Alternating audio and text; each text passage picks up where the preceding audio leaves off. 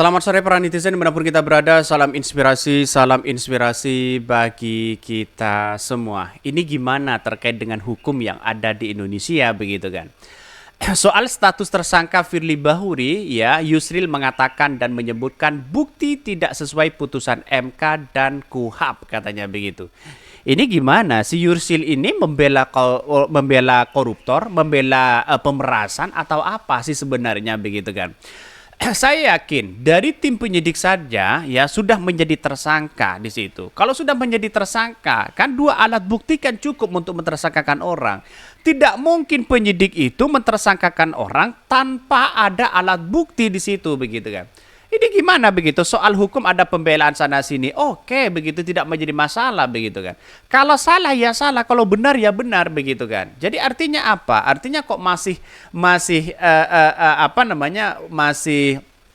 ada pembelaan sana sini begitu. Secara logika ya kita itu terjebak pola yang kemudian mana yang salah jadi benar, yang benar jadi salah. Bisa saja di situ begitu. Jadi karena hukum itu bisa dijual belikan di situ begitu. Jadi saya kira hal-hal seperti itu ya gimana untuk mentersangkakan itu begitu. Kalau memang dia tidak salah lepas saja. Ya, kalau memang dia salah sudah alat bukti, ya mending ya di penjara saja. Kan begitu logika kita begitu. Jadi ini kacau begitu, hukum di Indonesia itu kacau begitu kan ya.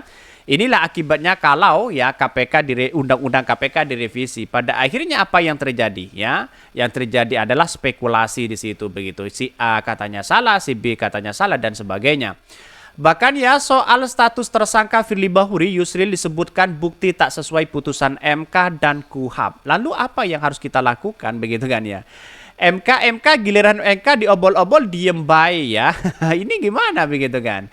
Bahkan ya dia membela koruptor dan dia ada di barisan Jokowi dan Prabowo. Catat itu katanya ya.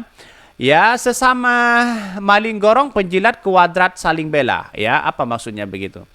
Lingkaran yang sangat terbaca, koruptor dan melindungi. Jadi kalau koruptor dilindungi, pemerasan dilindungi dan sebagainya ini kacau begitu kan. Saya melihat bagaimana ya Formula E dulu begitu kan ketika melihat Anies Baswedan mau dijadikan tersangka begitu kan. Tapi untunglah di KPK itu banyak orang baik di situ. Ya kalau tidak sesuai ngapain untuk mentersangkakan orang di situ begitu. Sehingga apa yang terjadi? Yang terjadi adalah bahwa kesalahpahaman dalam hukum ini begitu. Yang artinya apa? Yang artinya di MK putusan MK katanya sudah mengikat begitu kan. Seharusnya bisa mereka begitu.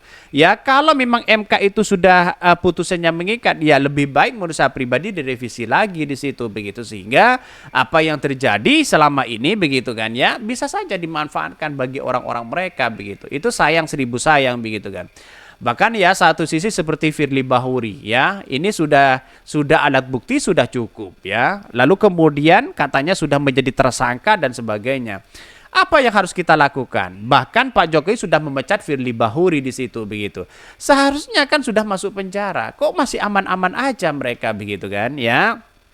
Jadi kalau hal-hal seperti itu masih dilakukan ya, hukum-hukum masih dijual belikan, hukum-hukum saling sandra sana sini begitu. Ini kan kacau begitu. Sehingga apa yang terjadi? Yang salah, yang ini salah, yang menurut itu yang salah dan sebagainya begitu. Mari kita baca ini. Soal status tersangka Firly Bahuri, Yusril sebut bukti tak sesuai putusan MK dan KUHAP ya. Dan KUHAP ya. Alat bukti yang disajikan Polda Metro Jaya dalam mentersangkakan Ketua Komisi ya Pemberantasan Korupsi KPK nonaktif Firly Bahuri tidak sesuai ya dengan putusan Mahkamah Konstitusi MK. Demikian disampaikan pakar hukum tata negara Yusril Hendra Mahendra melalui keterangan tertulis. Seperti diketahui Polda Metro Jaya menetapkan Firly Bahuri sebagai tersangka berdasarkan pemeriksaan ya terhadap 91 saksi. Keterangan dari 8 ahli ya, sebuah foto atau potret pertemuan antara Firly Bahuri dengan mantan SYL yang tersebar di dunia maya dan surat anonim tertanggal 1 Oktober 2023 yang berjudul kronologi sebagai alat bukti surat. Bahkan meskipun sebanyak 91 orang ya telah diperiksa sebagai saksi, namun tetap dihitung sebagai satu alat bukti, yakni keterangannya saksi. Terlebih jika dari 91 saksi tersebut tidak ada satupun saksi yang melihat, mendengar dan mengalami ya secara langsung ya tindak pidana yang terjadi. Maka alat bukti ya ini pun ya terjadi tidak sah secara hukum. Ya, ini dari mereka dari Yusril. Tapi pada kenyataannya cerita-cerita itu begitu kan ya. Si YCL memberikan uang ya, lalu kemudian disaksikan oleh sopirnya dan sebagainya begitu kan. Jadi kalau 91 saksi saya kira pasti benarlah di situ begitu kan. Ada alat bukti di situ begitu kan. Ya wajar kalau penyidik itu mentersangkakan itu begitu kan. Ini kita lihat saja nanti di persidangan begitu kan. Apakah ini sudah benar-benar salah atau apa begitu. Kita tunggu saja begitu ya. Bahkan ya satu sisi Yusril mengungkapkan ya apabila penetapan tersangka ya terhadap Firly Bahuri hanya didasarkan kepada keterangan dari satu orang saksi di antara 91 saksi tersebut dan tidak didukung dengan keterangan saksi lainnya atau alat bukti surat yang sah ya yang dapat membuktikan kebenaran fakta terjadi sesuatu tindak pidana yang diduga dilakukan. Bahkan ya maka menurut Yusril terhadap satu keterangan saksi atau saksi tunggal yang tidak didukung ya dengan keterangan saksi lainnya atau alat bukti surat ya yang sah yang dapat membuktikan kebenaran fakta terjadinya suatu tindakan pidana berlaku asas ya unus ya testis nullus testis. Apa ini maksudnya begitu? Saya tidak paham dalam dunia ini begitu. Tapi yang saya katakan adalah bahwa apa yang kemudian ya menjadi kebocoran ya itu kan sudah jelas mereka. Ada bocoran dari KPK terkait untuk mentersangkakan orang di situ. Itu kan sudah satu alat bukti di situ begitu kan. Ini kan gimana begitu kan? Ini kan sudah jelas mereka apa yang kemudian dilakukan oleh mereka ya kalau salah memang salah begitu. Jangan dijadikan hukum itu sebagai pembelaan. Oleh karena itu, lanjut Yusril, apabila benar menetapkan tersangka terhadap Firly hanya didasarkan dengan satu alat bukti keterangan saksi tunggal, maka dengan sendirinya penetapan tersangka tersebut tidak sah dan tidak berdasarkan atas hukuman serta tidak mempunyai kekuatan hukum mengikat. Bahkan ya sementara terkait keterangan 8 ya orang ahli yang dijadikan alat bukti, Yusril mengatakan keterangan ahli dalam proses penyidikan dan penyelidikan dan penyidikan juga harus dinilai digunakan secara hati-hati oleh penyelidik dan penyidik. Bahkan ya sebab itu Yusril mengungkapkan jika keterangan ahli digunakan oleh penyidik sebagai alat bukti ya pemulaan yang cukup untuk meningkat status penyidikan menjadi penyelidikan menjadi penyidikan, maka hakim ya peradilan berkewajiban untuk menilai fakta-fakta yang terungkap guna memastikan bahwa peningkatan status penyelidikan yang menjadi penyidik itu benar-benar berdasarkan alasan dan pertimbangan hukum yang kokoh ya.